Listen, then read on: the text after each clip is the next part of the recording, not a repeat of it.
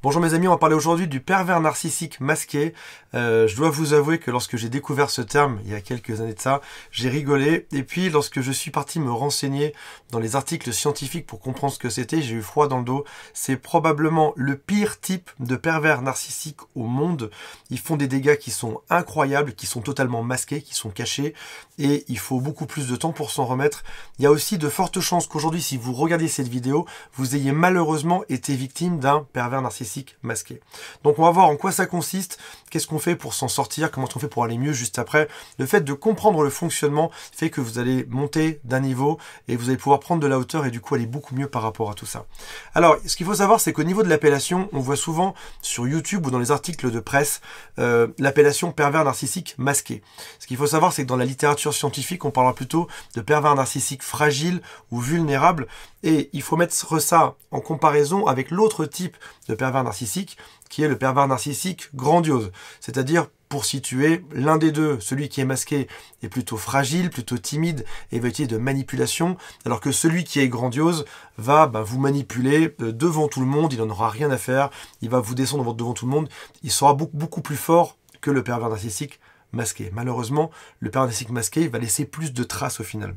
Alors, si jamais vous avez déjà vu le film Alien dans l'espace, c'est un film qui a 20 ans de ça, où Sigourney Weaver arrive dans l'espace, et tout d'un coup elle a un alien qui sort de son ventre, et tout le monde crie dans la salle.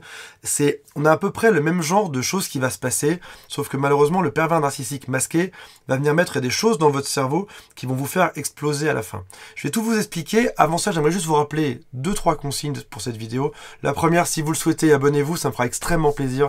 Cliquez sur la cloche aussi. Le deuxième, c'est qu'il y a un quiz qui est totalement gratuit pour savoir si la personne que vous soupçonnez d'être pervers narcissique l'est vraiment ou pas. C'est dans la description juste en dessous, c'est gratos, et en quelques clics, vous avez un bilan complet de votre situation. Et la dernière chose, c'est qu'il y a un gros cadeau à la fin de cette vidéo, mais je vous en dis pas plus, je vous réserve ça pour la fin. Alors, avant qu'on parle du pervers narcissique masqué, il faut comprendre un peu le contexte qui est autour de ça. Tout d'abord, on va parler de soudure narcissique. Vous savez, lorsqu'une personne veut réparer des robinets et fait des soudures avec un gros chalumeau, c'est pour que la connexion soit pour tout le temps, qu'elle soit solide. Et là, bizarrement, on va trouver ce terme de soudure narcissique également dans notre cas de figure. Si par exemple, on va regarder sur un site scientifique qui fait beaucoup de publications scientifiques sur le sujet, on va voir sur le site du Cairn. Ils disent par exemple 3 phrases que je vais vous citer et on va les étudier ensemble. Ils disent « Où rencontrer des pervers narcissiques ? Bien peu dans notre bureau », donc c'est des bureaux de psychologues. « Un pervers ne désire pas se faire soigner. La démarche psychanalytique et la pente perverse sont antinomiques. » Donc déjà, les psychologues expliquent que un pervers narcissique n'ira jamais se faire soigner par un psychologue. On en a déjà parlé dans d'autres vidéos. Ils sont pervers narcissiques pour toute la vie et ils ne changeront jamais. Lisons la deuxième phrase. Animée par ses failles structurelles, la perversion narcissique trouve sa spécificité relationnelle dans l'investissement hostilement défensif qu'elle va vouer à son objet. Il y a 2 choses qui sont importantes dans cette phrase. On parlait d'alien juste avant. L'idée, c'est que la personne qui est pervers narcissique, qui est hostile, qui est nocive, a besoin de trouver une personne qui est saine, qui est gentille et qui donne beaucoup. C'est un peu comme si, dans le film d'Alien avec les monstres de l'espace, vous recherchiez un réceptacle, donc quelqu'un de vivant, dans lequel vous allez pouvoir mettre tout ce que vous vouliez dans son cerveau, dans son corps, pour pouvoir le contrôler totalement juste après. Et quand ça marque hostilement défensif, c'est le signe que le pervers narcissique est dans un mode de défense depuis son plus jeune âge, parce qu'ils ont très souvent été abusés dans leurs limites ou dans leur psychologie quand ils étaient jeunes, et donc ils sont toujours sur la défensive, mais de manière hostile, c'est-à-dire qu'ils sont toujours en train de vous attaquer de manière perverse pour vous détruire, mais ils sont comme ça depuis qu'ils sont tout petits en fait. Et la dernière phrase que je voulais vous citer de cet article-là, c'est « Pour ce faire, faut-il qu'il trouve un objet et surtout qu'il façonne le moi afin d'en faire un autre. » Donc, vous êtes la cible, vous êtes la victime de cette personne-là, et vous allez devenir un hôte pour tout ce qu'ils vont mettre en vous. Vous êtes un réceptacle physique, psychique, permettant tout autant le dégagement, la mise hors de soi que le déni de sa propre conflictualité. On est vraiment dans Alien. On va aussi parler d'autres choses pour bien comprendre le contexte du pervers narcissique masqué avant d'aller plus loin. C'est ce qui s'appelle la déprédation. C'est extrêmement important parce que vous l'avez forcément vécu. Mettez-moi en commentaire au passage si vous avez déjà vécu ça. Ils disent « Une telle opération n'est possible qu'à la condition d'obtenir de l'objet son inclinaison soumise. » C'est-à-dire qu'ils doivent avoir votre permission pour venir infiltrer votre cerveau. Ils vont pas le faire de force. On est vraiment sur une personne qui agit de manière masquée, qui agit de manière discrète, et ils vont s'arranger pour que vous acceptiez de se conformer à leurs attentes. En premier temps, le premier temps de la relation d'objet perverse, on va être dans l'idéalisation amoureuse, et c'est ce qui va créer la soudure narcissique. Donc en gros, on explique bien qu'au tout début, il y a cette première phase de lune de miel où ils vont tout vous donner pour venir créer cette soudure, cette connexion qui est gigantesque avec vous. Et une fois qu'ils sont soudés à vous, une fois qu'ils sont connectés à vous, une fois qu'ils peuvent donc vous utiliser, vous manipuler parce que vous êtes amoureux, c'est là qu'ils vont commencer à vous détruire de manière systématique.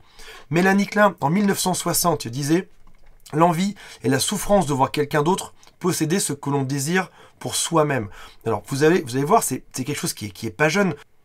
Mélanie Klein, qui est née en 1882 à Vienne et qui s'est imposée en 1925 comme une personnalité importante du mouvement psychanalytique britannique, a déjà parlé de ce genre de choses. Ça veut dire que avant même que votre pervers narcissique ne naisse, le mouvement, cette chose-là existait déjà en fait sur Terre. Et on est bien sur des personnes qui ont toujours envie de vous voler votre vie, de prendre tout ce que vous avez parce que leur vie est totalement creuse. On en revient à Alien, le monstre vient vous voler votre vie, vient s'installer en vous parce qu'il a besoin de votre corps, de votre carapace, de votre cerveau pour exister. Il y a deux choses dans ce premier ferrage qui est la partie lune de miel du début.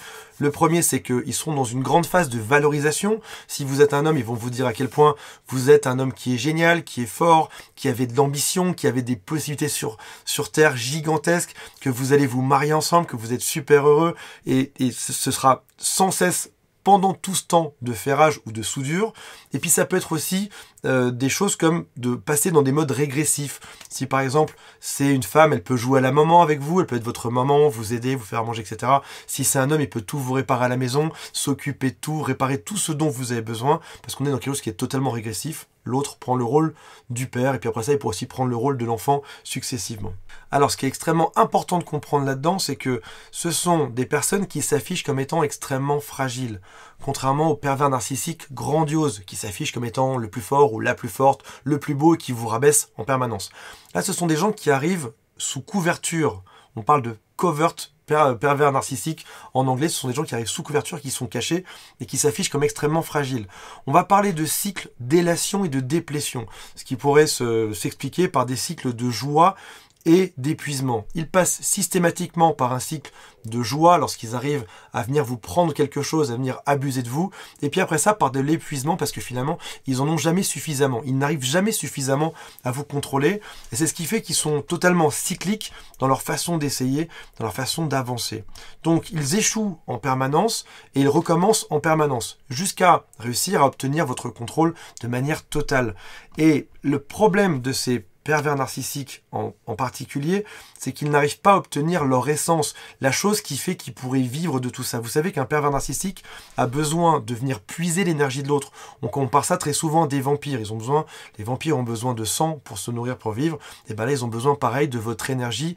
Et le pervers narcissique fragile n'arrive jamais à obtenir suffisamment d'essence et donc il va recommencer en permanence jusqu'à venir vous épuiser totalement. Beaucoup de gens m'ont dit en coaching, Antoine, je me sentais comme vidé, mes copains me trouvaient livide, j'étais épuisé au maximum et je me reconnaissais pas.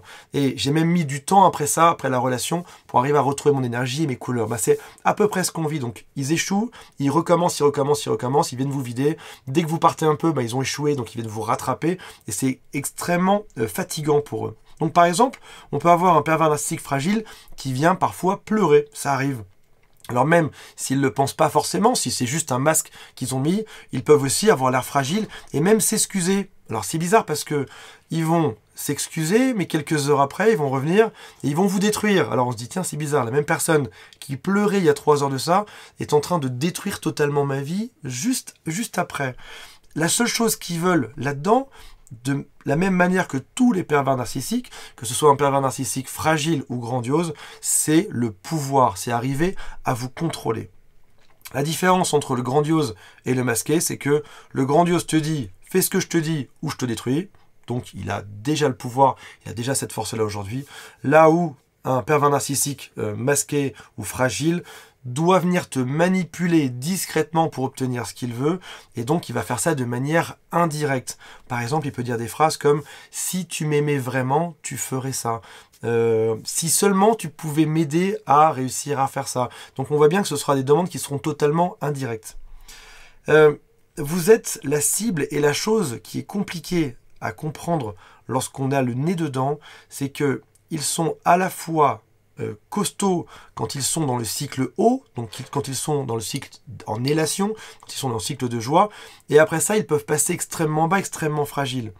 Et vous êtes la cible, mais ce qui est étrange là-dedans, c'est que vous les percevez quand même comme fragiles. Et c'est ce qui peut faire des quiproquos parfois ou de l'incompréhension, c'est que vos amis viennent vous voir et vous disent « il faut vraiment que tu sors de cette relation, elle te détruit ».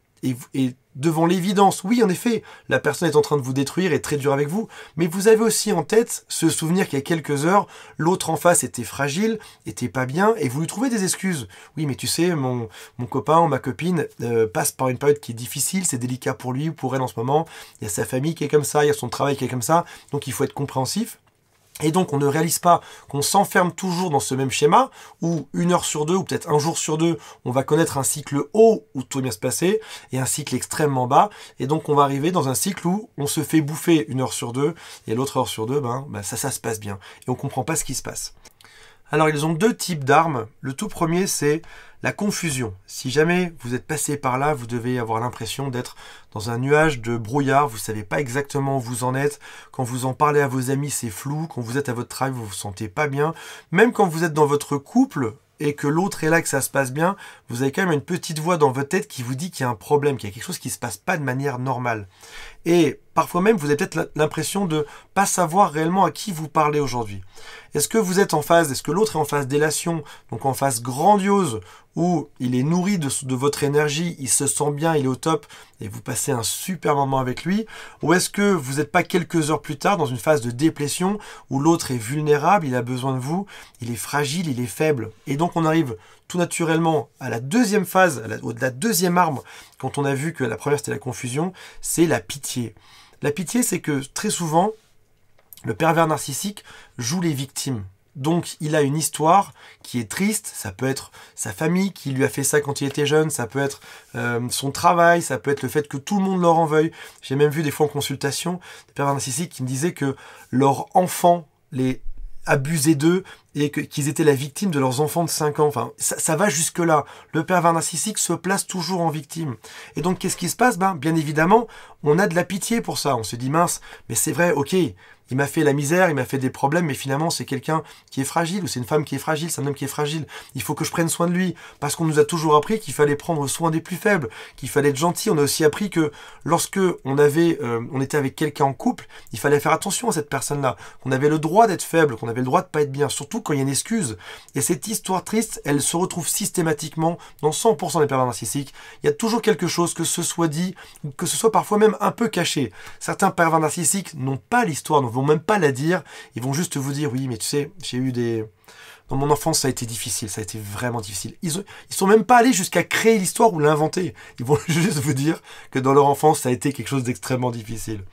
Donc, à ce moment-là, impossible de les quitter parce qu'on ne sait plus exactement où on est. On ne peut pas quitter quelqu'un décemment qui a des problèmes dans sa vie, qui est pas bien. Quand les copains nous en parlent, on dit, non, écoute, en ce moment, oui, c'est compliqué, mais ça va aller mieux après. C'est juste qu'en ce moment, la personne avec qui je suis a tel type de problème.